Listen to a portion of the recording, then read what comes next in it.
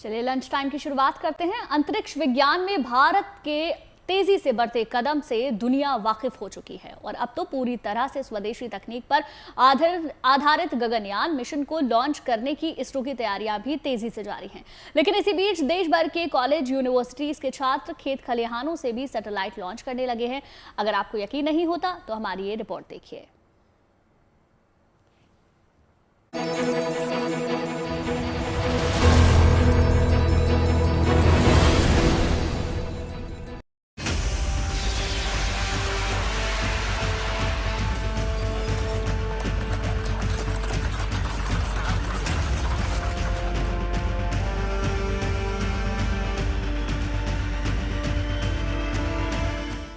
चंद्रमा के दक्षिणी ध्रुव पर सफलतापूर्वक उतरने वाली दुनिया की पहली स्पेस एजेंसी इसरो अब देश भर में स्पेस टेक्नोलॉजी के प्रति छात्रों में रुझान पैदा करने के लिए प्रतियोगिताएं आयोजित कर रहा है।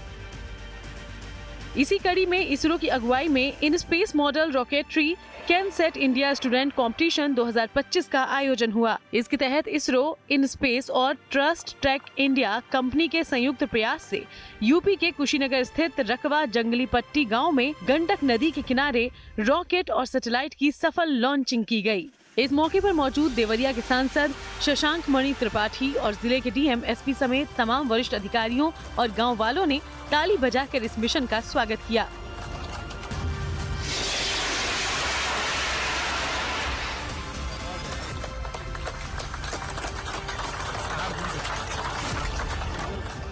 आपको बता दें कि ये लॉन्चिंग शनिवार शाम 5:15 बजे की गई। ये रॉकेट करीब 1100 मीटर की ऊंचाई पर गया और फिर पैराशूट से केन आकार के सैटेलाइट के साथ धीरे धीरे लॉन्चिंग पैड से करीब 500 मीटर की दूरी पर गिर गया। काबिले गौर है कि IN SPACe model rocketry CanSat India student competition 2025 के तहत देश भर के तमाम कॉलेज और यूनिवर्सिटीज के छात्रों ने रॉकेट और सैटेलाइट की डिजाइनिंग की। यूपी के कुशीनगर में इस प्रतियोगिता को आयोजित करने का मकसद देश के दूर दराज के हिस्सों में स्पेस टेक्नोलॉजी को लेकर जागरूकता और रुचि पैदा करना है, ताकि भविष्य में ज्यादा से ज्यादा छात्रों के मन में इस क्षेत्र को अपना करियर चुनने की प्रेरणा पैदा हो। IN SPACe model rocketry CanSat India student competition 2025 space technology में भारत के तेजी से बढ़ते कदम की मुनादी कर रहा है। आपको बता दें कि भारत ने अपना स्पेस रिसर्च प्रोग्राम 1962 में शुरू किया था, जिसके बाद लंबे वक्त तक हमारी स्पेस एजेंसी बेहद लिमिटेड रिसोर्सेज के साथ काम करती रही। दिलचस्प ये है कि साल 1963 में भारत के पहले रॉकेट को साइकिल पर लादकर लॉन्चिंग सेंटर तक लाया गया था। इतना ही नहीं, 1981 में भारत ने जब अपना छठा सैटेलाइट एप्पल लॉन्च किया था, तब इसे पेलोड तक बैलगाड़ी से ले जाया गया था। Bureau report, good news today.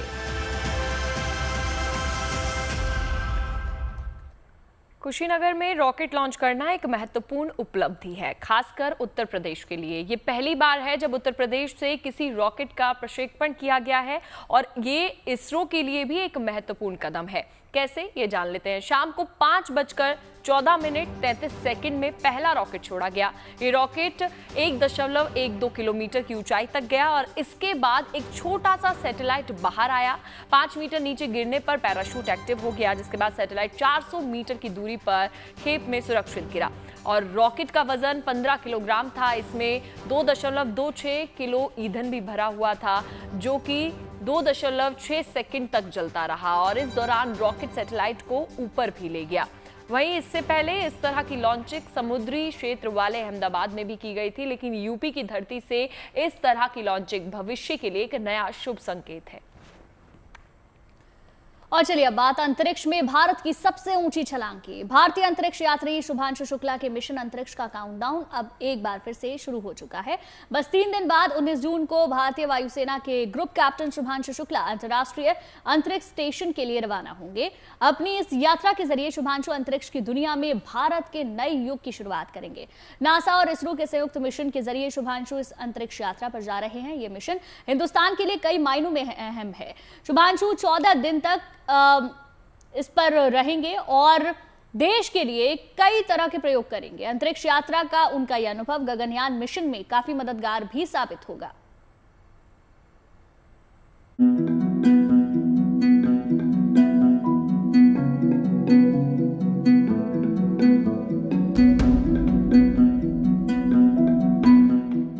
48 बरस के बाद एक बार फिर वो गौरवशाली पल आने वाला है।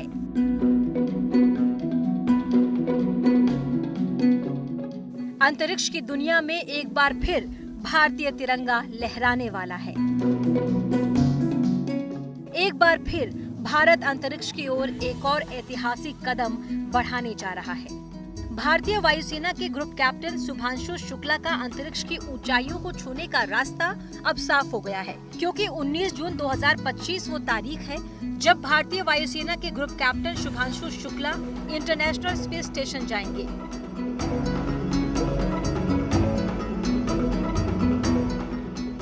एक्सियोम स्पेस ने अब AX4 मिशन के लिए नई लॉन्च तारीख 19 जून 2025 तय की है। ये मिशन भारतीय अंतरिक्ष यात्री शुभांशु शुक्ला सहित 4 लोगों को ISS पर ले जाएगा। पिछले हफ्ते 10 जून 2025 को एक्सियोम 4 मिशन की शुरुआत टल गई थी, क्योंकि फाल्कन 9 रॉकेट में लिक्विड ऑक्सीजन लीक मिला था। ये लीक रॉकेट के बूस्टर में पाया गया था, जिससे लॉन्च को रोकना पड़ा था। जिसके बाद ये सवाल सबके जहन में उठ रहा था कि भारतीय वायुसेना के ग्रुप कैप्टन शुभांशु शुक्ला अंतरिक्ष मिशन पर कब जाएंगे। लेकिन इसे लेकर इसरो ने बड़ी घोषणा कर दी है। इसरो के मुताबिक रॉकेट में लीक की समस्या ठीक कर दी गई है। इसरो, एक्सियोम स्पेस और SpaceX के विशेषज्ञों ने मिलकर इस समस्या को सुलझाया। फाल्कन 9 रॉकेट में लिक्विड ऑक्सीजन लीक की मरम्मत की गई है। रॉकेट के बूस्टर को फिर से जांचा गया है और अब ये पूरी तरह सुरक्षित है। यानी अब अंतरिक्ष में किसी भारतीय की सबसे ऊंची उड़ान का काउंटडाउन शुरू हो चुका है। अंतरिक्ष की दुनिया में हिंदुस्तान के नाम अब तक कई बेमिसाल कीर्तिमान दर्ज हैं, लेकिन अब लखनऊ के लाल शुभांशु शुक्ला अंतरिक्ष में जो कीर्तिमान बनाने वाले हैं वो सब पर भारी है। शुभांशु शुक्ला अंतरिक्ष में बनाए गए उस इंसानी ठिकाने पर पहुंचने वाले हैं जहां अब तक दुनिया के गिने चुने देशों के नागरिक ही पहुंच पाए हैं। अब शुभांशु शुक्ला 19 जून को अंतरिक्ष की सैर पर निकलेंगे। ये मिशन भारत के लिए गर्व का क्षण होगा, क्योंकि शुभांशु शुक्ला 1984 में राकेश शर्मा के बाद अंतरिक्ष में जाने वाले दूसरे भारतीय होंगे। Bureau report, good news today. और अब बात कर लेते हैं BSF की नई वर्दी की। बॉर्डर सिक्योरिटी फोर्स के जवान अब एक नए और मॉडर्न लुक में नजर आएंगे। ये ड्रेस न केवल स्टाइलिश है, बल्कि जवानों के आराम और सुरक्षा को ध्यान में रखकर भी बनाई गई है, ताकि 50 डिग्री गर्मी में भी ये जवान कंफर्टेबल रहें। BSF मुख्यालय के मुताबिक इसकी प्रक्रिया भी शुरू हो चुकी है और अगले 1 साल में पूरा बल नई वर्दी में नजर आएगा। आखिरी बार 11 साल पहले BSF की वर्दी में बदलाव किया गया था।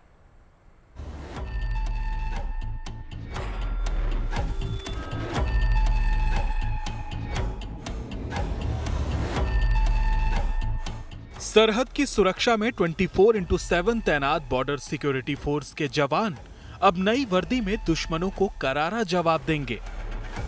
यानी जोश और जज्बा तो वही होगा, बस वर्दी नहीं होगी। एक ऐसी वर्दी जो न सिर्फ स्टाइलिश होगी, बल्कि पूरी तरह आरामदायक भी होगी। अब ना तो राजस्थान के रेगिस्तानी इलाकों में ड्यूटी देते वक्त जवानों को 50 डिग्री गर्मी का टॉर्चर सहना होगा, न ही पंजाब बंगाल के नमी वाले इलाकों में यूनिफॉर्म परेशानी पैदा करेगी। ये वर्दी हर मौसम में जवानों को सहज रखेगी। BSF की नई ड्रेस का पहला लुक जैसलमेर में देश की पश्चिमी सीमा पर दिखाई दिया।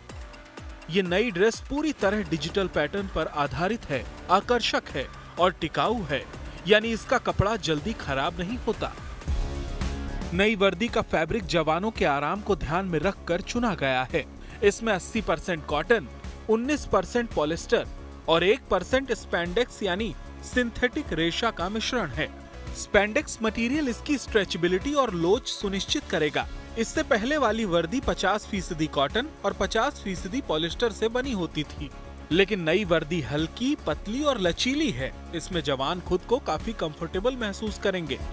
ये कॉटन बेस्ड है, कॉटन का 80% कॉटन है, और कॉटन से आपको, क्योंकि गर्म इलाके में जब तक हवा आपको नहीं लगेगी और हवा भी आपके कपड़े से छन के आएगी, तो आपको एक रिलीफ मिलता है, एक आसानी मिलती है। अदरवाइज आपका पॉलिस्टर बेस ज्यादा होने से वो आपको सहूलियत नहीं मिलती है, आरामदायक नहीं लगता है। तो अच्छा रहेगा ये बॉर्डर के ऊपर भी काफी।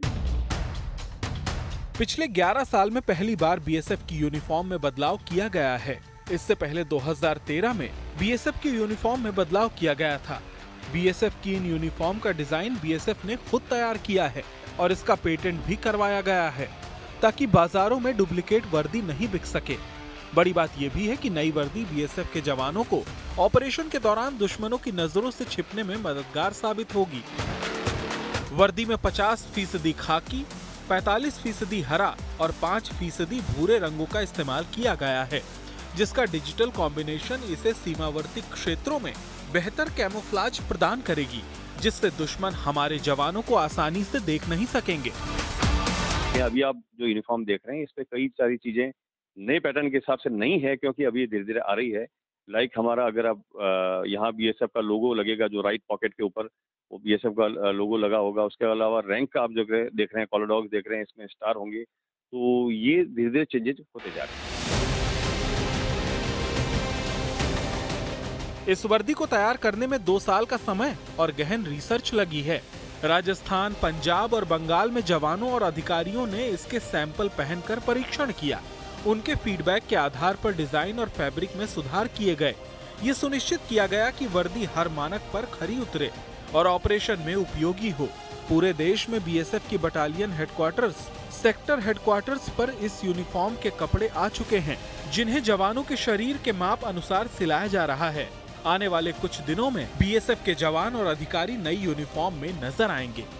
जैसलमेर से विमल भाटिया के साथ bureau report, good news today. और चलिए अब बात मिशन जिंदगी की। पुणे में इंद्रायणी नदी पर बना 30 साल पुराना पुल बारिश और तेज बहाव की वजह से ढह गया।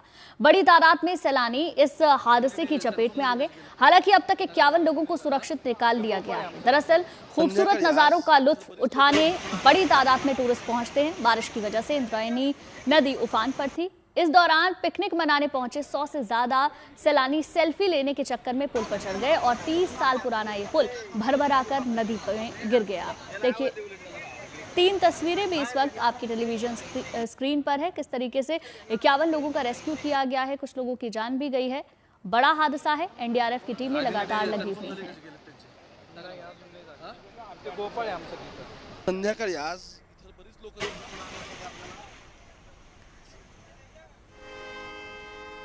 और ये सीधी तस्वीरें आप साइप्रस से देख रहे हैं। प्रधानमंत्री नरेंद्र मोदी यहाँ पर नजर आए। कल पीएम मोदी साइप्रस पहुंचे, जहां पर खुद वहां के राष्ट्रपति ने भव्य तरीके से उनका स्वागत किया। और अब यहां से पीएम मोदी रवाना होंगे कनाडा के लिए। वहां पर एक अहम बैठक होगी G7 देशों की, जिसमें पीएम मोदी भी मौजूद रहेंगे। और ये वहीं की साइप्रस की तस्वीरें आप देख रहे हैं और उनके राष्ट्रपति भी यहाँ पर मौजूद हैं।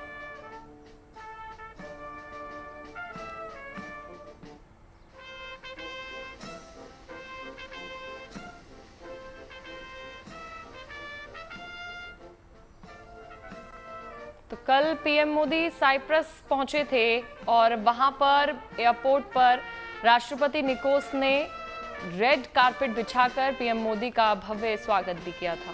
देखिए प्रधानमंत्री ने भारतीय प्रवासियों से मुलाकात की, बच्चों को दुलार किया, साथ ही भारत माता की जय के नारे भी लगे। तो ये कल का कार्यक्रम था। बहरहाल ये सीधी तस्वीरें हम आपको दिखा रहे हैं। प्रधानमंत्री यहां से कनाडा के लिए रवाना होंगे। G7 समिट में भी शिरकत करने वाले हैं, जहां कई अहम मुद्दों पर चर्चा होगी। देखिए दोनों देशों के बीच व्यापार को बढ़ावा देने के लिए मोदी और साइप्रस राष्ट्रपति के बीच एक अहम बैठक भी हुई। और साइप्रस के बाद पीएम मोदी का अब जो अगला कार्यक्रम है वो कनाडा का है, जहां पर मोदी G7 शिखर सम्मेलन में शामिल होंगे। और यहां से कुछ देर बाद कनाडा के लिए पीएम मोदी रवाना होंगे। G7 में 7 देश, सुपर अर्थव्यवस्था वाले देश यानी कि America, France, Britain, Japan, Italy, Canada और जर्मनी शामिल होंगे और वहां पर एक अहम बैठक होगी। बिल्कुल, देखिए सीधी तस्वीरें आप देख रहे हैं। प्रधानमंत्री अब यहाँ से रवाना होंगे। इस साल कनाडा अध्यक्षता भी कर रहा है। कनाडा प्रधानमंत्री पहुंचने वाले हैं। G7 की बैठक होनी है। अल्बर्टा प्रांत के कनाकसिक शहर में हो रहे हैं। इस समिट के एजेंडे में वैश्विक शांति, सुरक्षा, आर्थिक स्थिरता, विकास और डिजिटल डेवलपमेंट भी है। और कनाडा में भी पूरी तैयारी हो चुकी है पीएम के स्वागत के लिए। और वहाँ पर जो भारतवासी हैं वो भी काफ़ी ज़्यादा उत्साहित हैं प्रधानमंत्री, क्योंकि आज कनाडा पहुँचने वाले हैं। और G7 समिट में शिरकत वहाँ पर प्रधानमंत्री नरेंद्र मोदी करेंगे और काफ़ी अहम है ये। वैश्विक शांति, सुरक्षा और आर्थिक स्थिरता, विकास और डिजिटल डेवलपमेंट जैसे मुद्दों पर बातचीत वहां पर होगी। भारत इस बैठक में बतौर स्पेशल गेस्ट शामिल होने जा रहा है। ऐसे में कल साइप्रस से जो तस्वीरें आई वो भी काफ़ी ज़्यादा खूबसूरत थी। प्रधानमंत्री का भव्य तरीके से स्वागत किया गया। एयरपोर्ट पर ही भारतवासी भी मौजूद थे जो काफ़ी ज़्यादा उत्साहित नज़र आ रहे थे प्रधानमंत्री के साइप्रस में पहुंचने के बाद, और खुद वहां पर साइप्रस के राष्ट्रपति मौजूद थे। और ये 3 तस्वीरें आप देखिए, कनाडा में पीएम मोदी का बस इंतजार किया जा रहा है। कुछ देर में वो कनाडा के लिए रवाना होंगे। G7 बैठकों में शामिल होंगे पीएम मोदी। कनाडा में ये बैठक होगी और साइप्रस में कल जिस तरीके से मोदी मोदी की गूंज सुनाई दी, वैसी ही कुछ तस्वीरें आज भी देखने को मिल रही हैं। कितना उत्साह है प्रधानमंत्री के आने को लेकर? हम लोग में आप देख ही सकते हैं, हम लोग काफ़ी एक्साइटेड हैं। We are waiting for him और हम चाहते हैं कि वो आएँ और इंडिया और कनाडा के रिलेशनशिप को आगे बढ़ाएं। हम एक परिवार हैं और हम परिवार के जैसे ही साथ में रह के आगे बढ़ना चाहते हैं। जी, प्रधानमंत्री के यहाँ आने से क्या फर्क आएगा? आपका क्या नाम है और प्रधानमंत्री के आने से क्या फर्क आएगा? जी, मेरा नाम है हार्दिक पांड्या।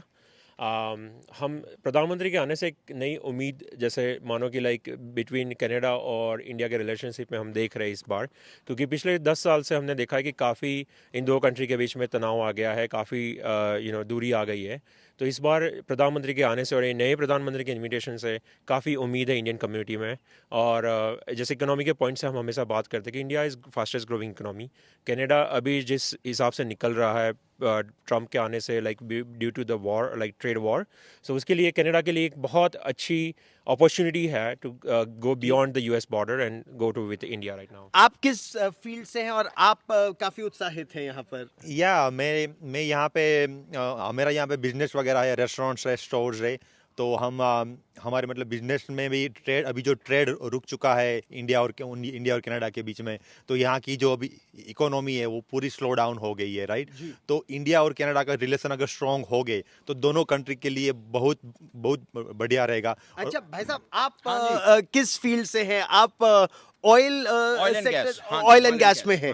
अल्बर्टा की अगर बात करें, कैलगरी इस रीजन की बात करें, अगर ऑयल एंड गैस में भारत के साथ संबंध बढ़ते हैं तो ये क्या दर्शाएगा? ये दर्शाएगा कि ये है ना कनाडा का दूसरा गुजरात बनने वाला है। अगर वो मतलब कैलगरी गुजरात बन जाएगा। कैलगरी गुजरात बन जाएगा, क्योंकि यहाँ पे oil and gas leading commodities है। और एक चीज बहुत जरूरी है, जो टेक्नोलॉजी, जो इनोवेशंस इंडिया लेके आ रही है, कनाडा को उससे बेनिफिट तो होगा। जो स्टूडेंट्स यहाँ पे आ रहे हैं, जो यहाँ पे पढ़ रहे हैं, वो कनाडा की इकोनॉमी के लिए भी बढ़िया है। So we are looking for win win situation जी। सो हम चाहते हैं मोदी जी पक्का ये काम कनाडा के साथ में करके आगे बढ़ाएंगे, ताकि कनाडा और इंडिया के रिलेशन हम सबके लिए एक बेनिफिट साबित हो। कनाडा में G7 की बैठक में शामिल होने से पहले प्रधानमंत्री मोदी रविवार को साइप्रस पहुंचे, जहां उनका ग्रैंड वेलकम हुआ।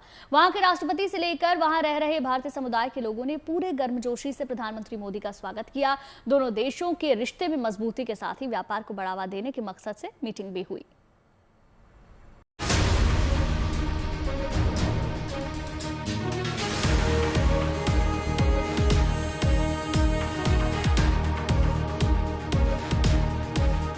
तीन देशों के विदेश दौरे के क्रम में रविवार को जब प्रधानमंत्री नरेंद्र मोदी साइप्रस पहुंचे तो वहां उनका भव्य स्वागत हुआ।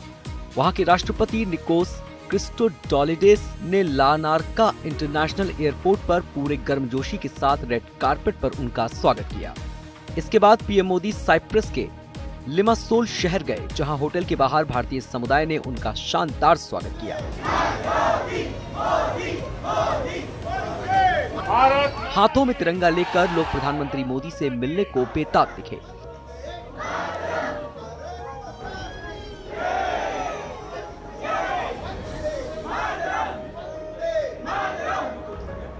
प्रधानमंत्री मोदी भी उनसे मिले, हाथ भी मिलाया, ऑटोग्राफ भी दिए।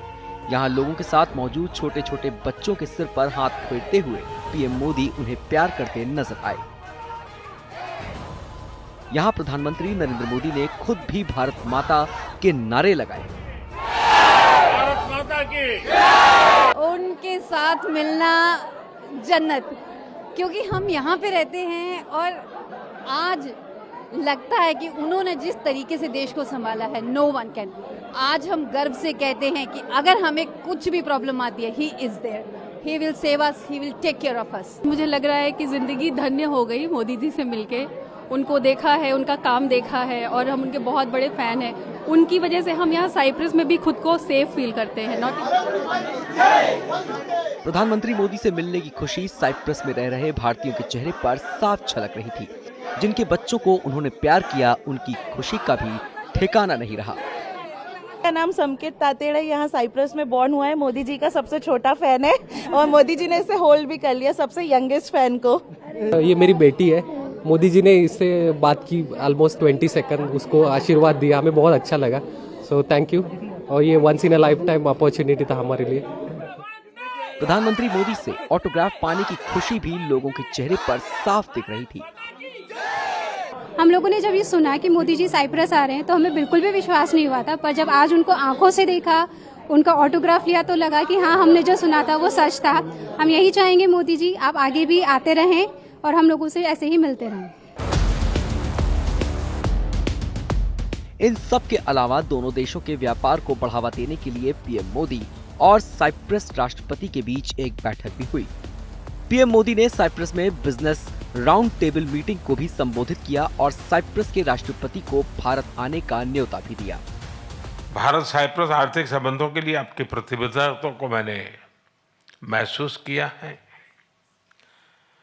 आपके विचारों में सिर्फ संभावना ही नहीं, संकल्प को भी मैं महसूस कर रहा हूं। यह स्पष्ट है कि हमारे संबंधों में आगे बढ़ने की अपार संभावनाएं हैं। फ्रेंड, साइप्रस लंबे समय से हमारा विश्वसनीय पार्टनर रहा है, जिसका आप लोगों ने भी उल्लेख किया। मैं आपको भारत आने का निमंत्रण भी देता हूं। अंत में मैं एक बार फिर राष्ट्रपति जी का धन्यवाद देता हूं। पीएम मोदी आज साइप्रस से कनाडा के लिए रवाना हो जाएंगे, जहां 17 जून को वो G7 शिखर सम्मेलन में शामिल होंगे। इसके बाद 18 जून को वो क्रोएशिया जाएंगे और फिर 19 जून को उनकी स्वदेश वापसी होगी। Bureau report, good news today. America के मियामी चिड़ियाघर में 517 पाउंड वजनी गैलापागोस कछुए गोलियत ने इस साल अपना जन्मदिन और पहला फादर्स डे सेलिब्रेट किया। ये गैलापागोस कछुआ मियामी जू का सबसे बुजुर्ग निवासी है, जिसकी उम्र 134 साल है और 15 जून को अपने जन्मदिन के दिन ही इसे पहली बार पिता बनने का सौभाग्य भी मिला। गोलियत का ये पहला बच्चा है, जिसकी वजह से वो इतने सालों में पहली बार पिता बना। जू के मुताबिक गोलियत का जन्म 1885 और 1890 के बीच गोलापागोस के सांता क्रूज द्वीप पर हुआ था। वो 1981 में जू मियामी आने से पहले 1929 में ब्रोंक्स चिड़ियाघर का निवासी था। गोलियत के इस बच्चे की मां स्वीट पी 1960 में क्रेंडन पार्क चिड़ियाघर में एक अडल्ट के रूप में आई थी, जिसके मुताबिक आज उसकी उम्र 85 से 100 साल के बीच है। गोलियत और स्वीट पी की संयुक्त उम्र 200 साल से ज्यादा होने के चलते वो पहली बार माता पिता बनने वाले सबसे उम्र दराज जोड़े भी हैं।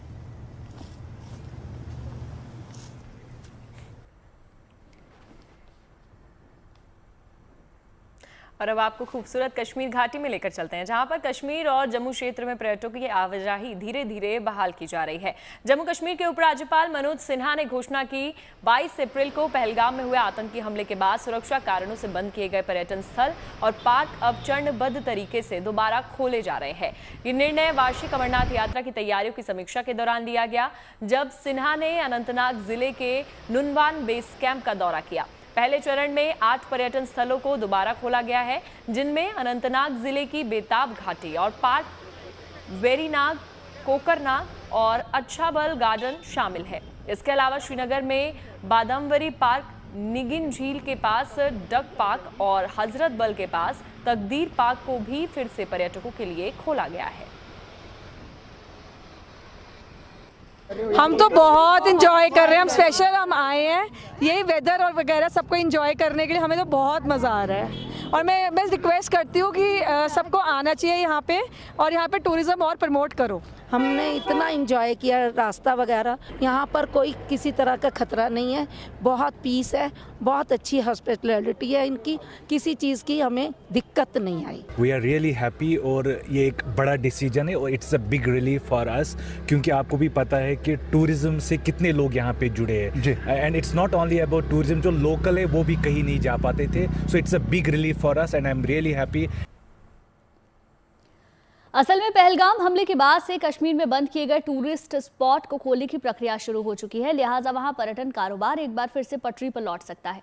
खास रिपोर्ट देखिए आप।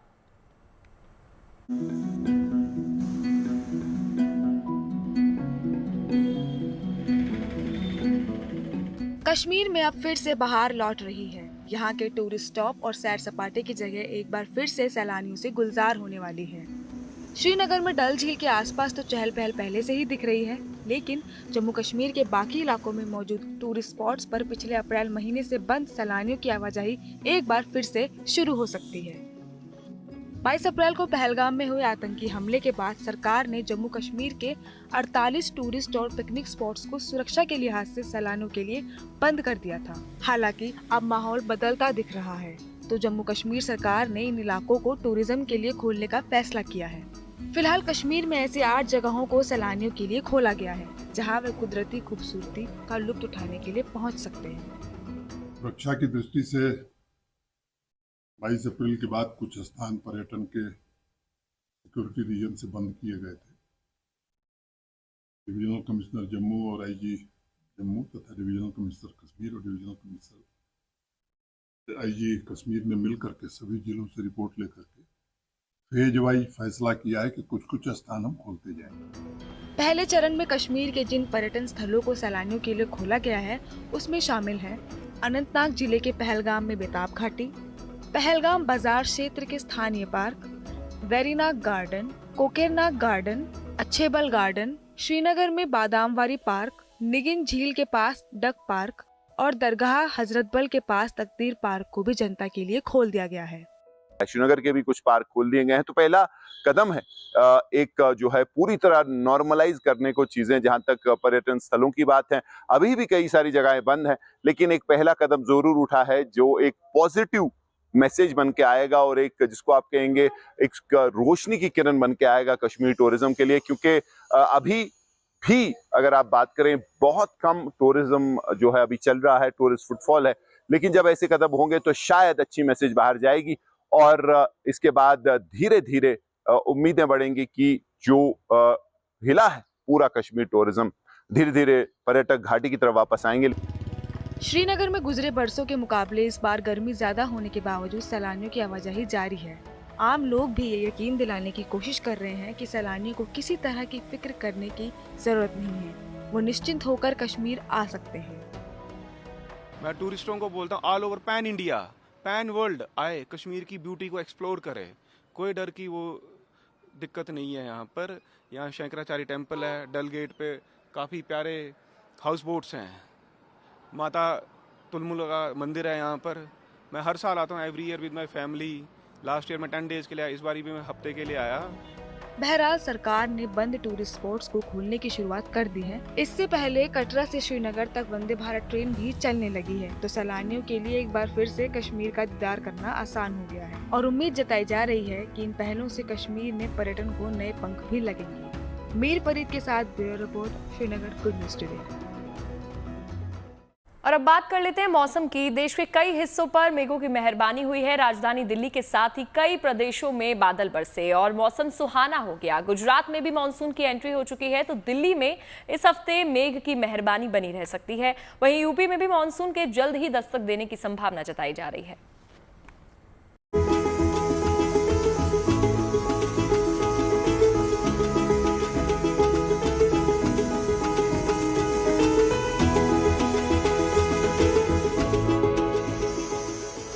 भीषण गर्मी के बाद मौसम का मिजाज एक बार फिर बदला बदला सा है। देश के कई हिस्सों में अब बारिश देखने को मिल रही है। दिल्ली एनसीआर में रविवार को हुई बारिश ने गर्मी के मौसम को सुहावना बना दिया। दिल्ली एनसीआर के अलावा केरल, सिक्किम, यूपी, गुजरात, राजस्थान, हिमाचल प्रदेश, उत्तराखंड और जम्मू तक में भी अलग अलग जगहों पर बारिश हुई। मौसम विभाग ने एक बार फिर इस अच्छी बारिश का अनुमान जताया है। इस बार जो मानसून सीजन है, इसमें होने वाले बारिश का हम जो पूर्वानुमान किए हैं, ये भारतवर्ष का एक खुशी खबर है। सामान्य से ज्यादा बारिश होने का संभावना है। क्वांटिटेटिवली 106% जो लॉन्ग पीरियड एवरेज रेनफॉल होता है, इसका होने का संभावना है।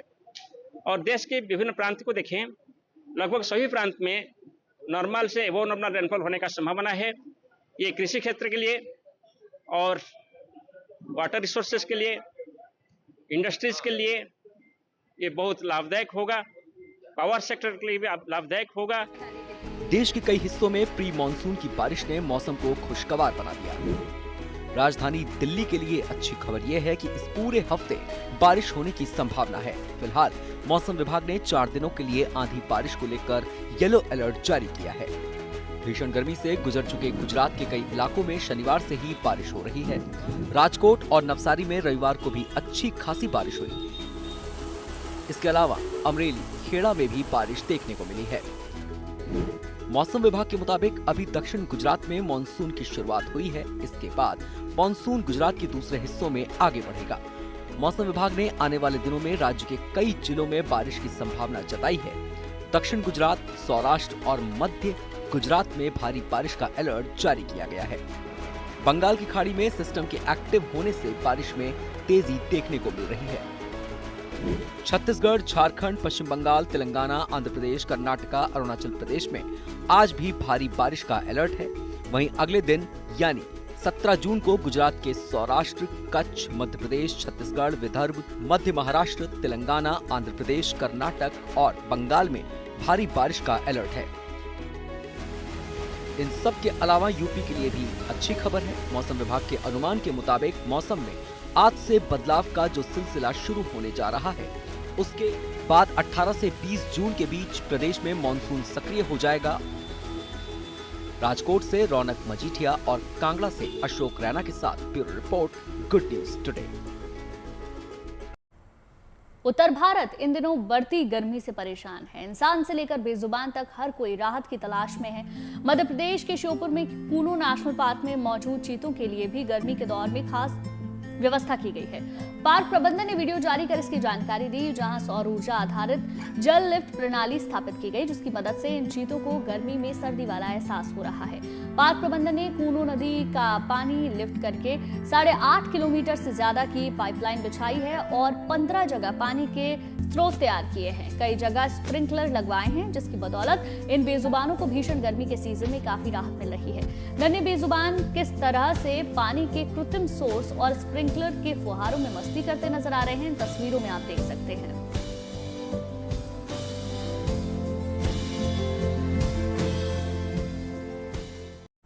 और अब आपको हिमाचल लिए चलते हैं, जहां पर मनाली के देवलोक में Himachal international film and art festival का आयोजन किया गया और इस भव्य आयोजन में शामिल होने के लिए बच्चों में खास उत्साह देखने को मिला। यहां पर बच्चों ने डांस, एक्टिंग, मॉडलिंग और कॉस्ट्यूम डिजाइनिंग की क्लास ली।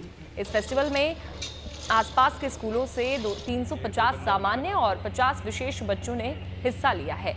बच्चों को फिल्म निर्माण की बारीकियां सिखाई गई, उन्हें मोबाइल से फिल्म शूटिंग का प्रशिक्षण भी दिया गया।